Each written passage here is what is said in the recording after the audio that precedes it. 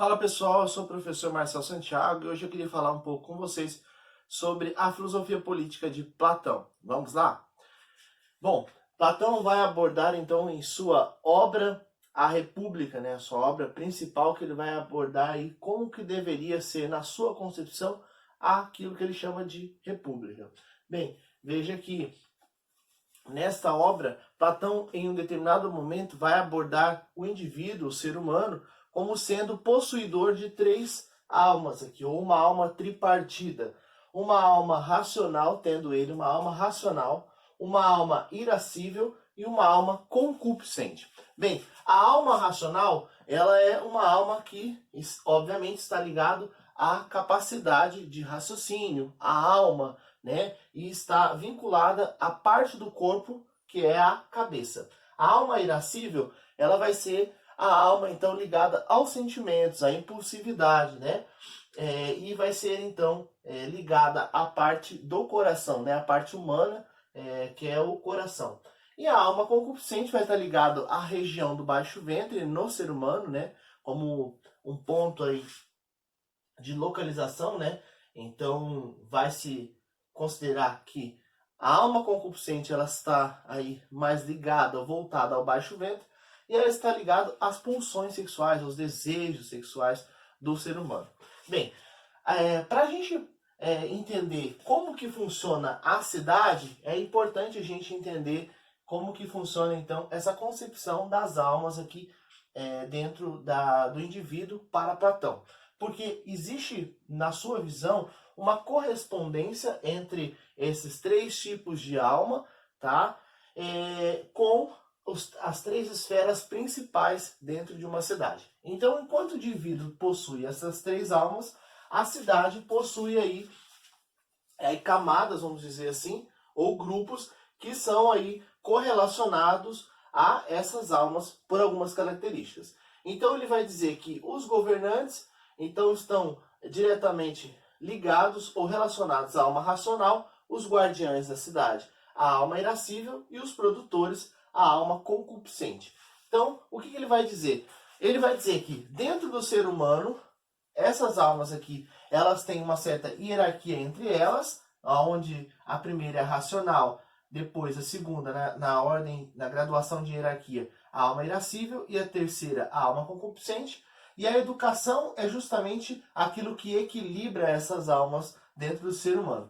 Em contrapartida, na cidade, o que vai equilibrar justamente essas ordens aqui é cada um desempenhando a sua função. Cada um desempenhando a sua função aqui dentro da sociedade, essas três camadas, nós temos então como produto a justiça, que nada mais é o resultado desse equilíbrio dessas camadas aí trabalhando cada um na sua função. Bem, se nós temos aí uma correlação entre essas almas e as camadas da sociedade, nós poderíamos nos perguntar, tá, se existe uma correlação entre o indivíduo, essas almas do indivíduo e as camadas da sociedade, então quem é que estaria na visão de Platão mais apto a então governar essa cidade?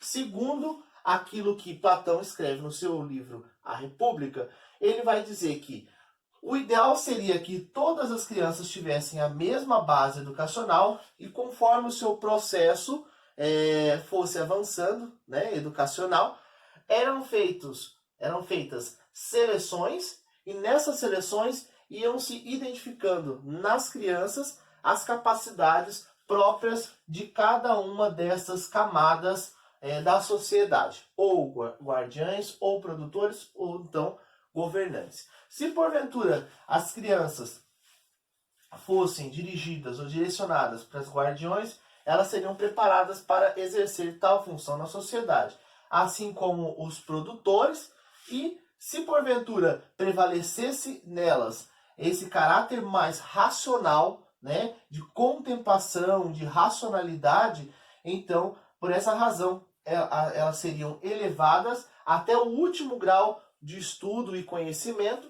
que seria esse último grau, a filosofia, o estudo da filosofia. Por essa razão, o governante aqui para Platão vai ser, obviamente, aquilo que ficou conhecido como rei filósofo. Por quê? Aquele que deve governar é nada mais, nada menos do que o filósofo. Aquele que chegando no último grau da sua educação, né, tendo essa educação, obviamente, o caráter mais racional, ou seja, essa educação pautando-se na racionalidade, preparando o cara para ser um governante.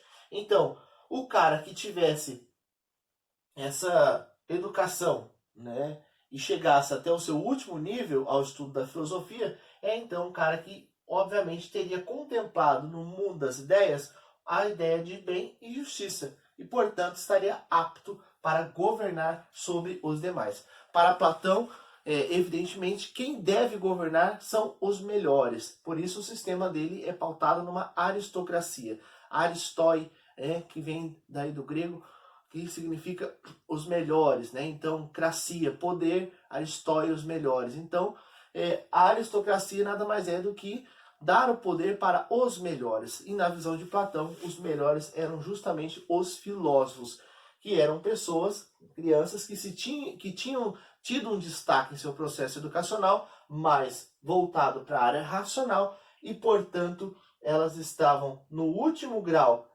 tendo atingido o último grau da educação, que é a filosofia, estariam aptas a governar. Por quê?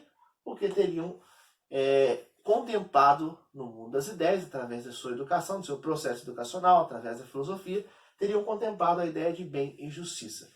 Elas estariam aptas a governar sobre os demais. Por essa razão, dentro da filosofia política de Platão, não há espaço para todos governarem, somente um grupo governar. E esse grupo que governa é os melhores, os mais preparados, são os caras que dominam a filosofia. É preciso ter essa sabedoria, é preciso ter essa alma racional elevada para que ele possa então governar sobre os demais. Estas pessoas estariam aptas a ser governantes. Então essa é um pouco da filosofia política de Platão. Eu espero ver você na próxima.